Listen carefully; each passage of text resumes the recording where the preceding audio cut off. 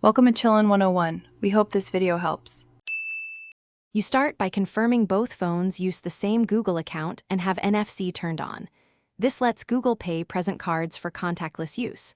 Once done, open Google Pay on the primary device and add the card if it's not already there. Make sure the bank verification method, SMS, email, or app, is accessible.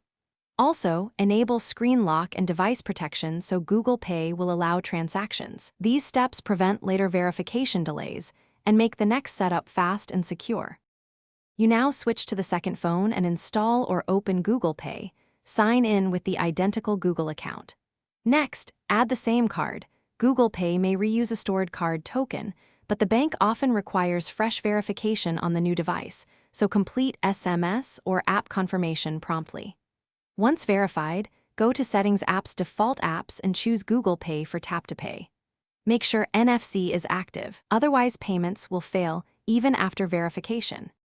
Finish by testing with a low-value contactless payment so you confirm both phones can pay. If the bank limits active devices, remove the old device token via Google Pay or your bank app.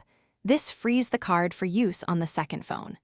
Make sure both phones have updated Google Play services and a secure lock screen.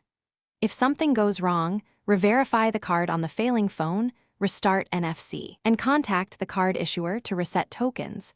This usually resolves authorization conflicts quickly. Thanks for watching. Consider subscribing if we helped you.